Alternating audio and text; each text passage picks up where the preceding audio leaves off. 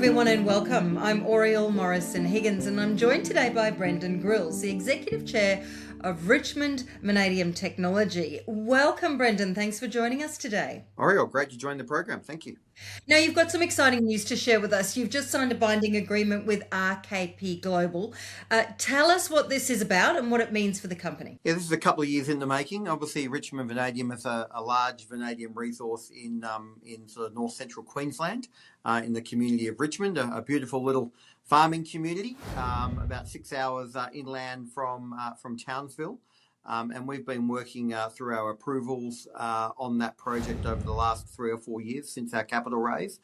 But we are clearly seeing a very strong driver of vanadium demand being the long-duration energy storage battery.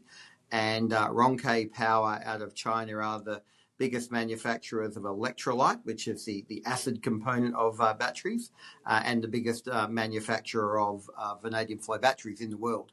And so this partnership is very exciting for, we think, our company, our shareholders, but also for Australia in this opportunity to bring what is not new technology for the world, but is relatively new technology for Australia. This opportunity to bring that to the table is really exciting for our company. So let's talk a little bit about that, because most people know what lithium batteries are. Most people don't know what vanadium flow batteries are. What is the difference? Can you explain this to us? Yeah, so vanadium flow battery actually invented in Australia by a team at the University of New South Wales. So technology invented in Australia, but as we often see, probably the hard yards of commercialisation has been done in China over the last 20 years. They're probably 20 years in front of Australian, vanadium battery technology, just based on being early adopters, which we've seen often. The vanadium battery technology differs to lithium. Lithium's good for your phone. It's good for your car, and we're seeing that the major uptake of that. Vanadium is really aimed at grid scale storage, so containerized sized batteries. Looking at storing the enormous amounts of renewables that are penetrating the Australian grid networks now. That obviously needs to be stored so it can be delivered over a 24-hour period. Intermittent power is challenging for grid operators. Lithium batteries can be used for that, but I think some simple examples for your viewers are that when you're charging your phone, it gets hot. That's thermal runaway. That's energy being wasted. Heat generates wastage. That is also it's a chemical process that's being undertaken in your lithium battery, and it's degrading. And that's why after a number of years, your phone battery is not as good. Your car battery is not as good. That needs to be replaced. The unique technology around vanadium is that the vanadium electrolyte never degrades. It can be used and reused again and again and again. And the vanadium battery industry puts our battery life at 25 years. And that's really based around the tanks and the pumps and the piping that transports the vanadium electrolyte around through the cell stack to make it work. So we're talking about energy storage that lasts almost forever, apart from the hardware of the battery. For a big battery at grid scale, the electrolyte component is probably 50 to 60% of the battery. That is ongoing and renewable. So it's different technology, and we believe has more and more application in the Australian market as more and more renewables penetrate the market. And this data centre demand, which all of your viewers would be hearing about and seeing sort of happen in their own family with the take-up of AI, is creating enormous energy demand.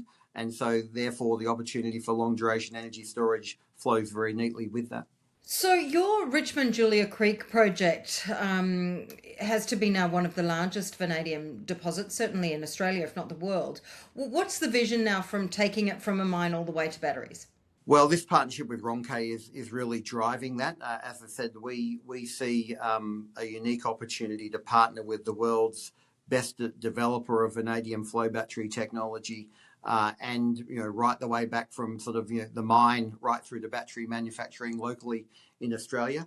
Lithium batteries are quite complex, many moving parts. There's been talk about sort of lithium battery manufacture in Australia, hasn't really gone anywhere. Vanadium battery manufacture is different, probably a more simple process.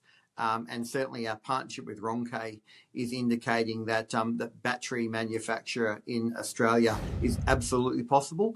And as we present to governments and partners in Australia, that is certainly part of the pitch that we can go completely from mine right through to battery manufacture and deployment in Australia, which gives us a sovereign capability that's tip of everybody's tongue at the moment as we're seeing supply chains get crunched through what's happening in the Middle East.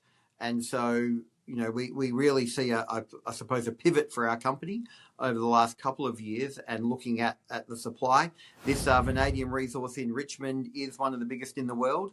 And so, Ronke's interest in looking at working with that resource to make a bespoke product for their batteries is a good indication of the opportunity that exists. We're still at early days.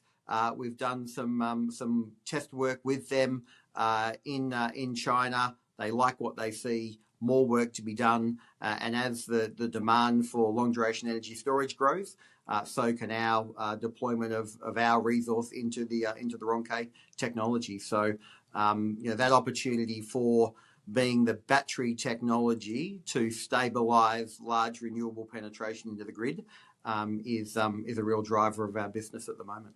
Okay, so it sounds like this can move fairly quickly. For investors there, Brendon, what does the timeline look like? Well, we're still an explorer.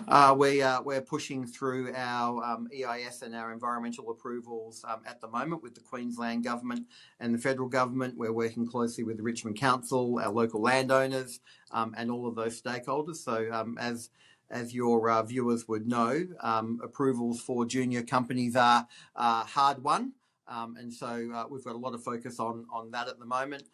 We're seeing the emerging opportunity of large-scale batteries into the market. So in Western Australia at the moment, they've got an expression of interest process out for a 50 megawatt, 500 megawatt hour battery, which is absolutely grid scale.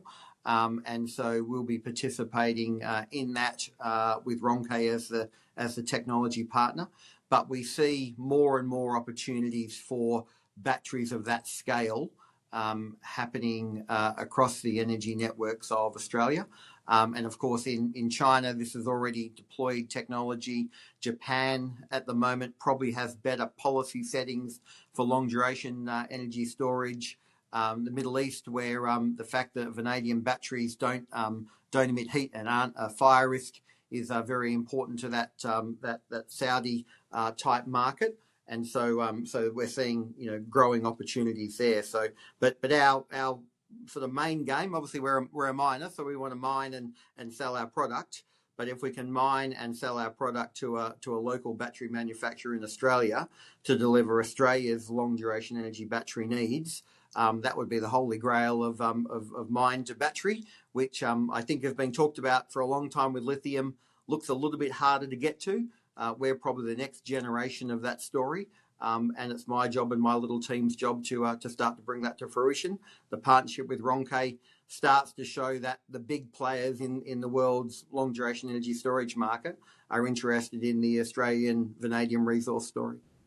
Absolutely, and we very much look forward to following your story, Brendon. Thank you so much for taking the time out of your day to speak to us today. Thank you, Ariel. Great to join the program.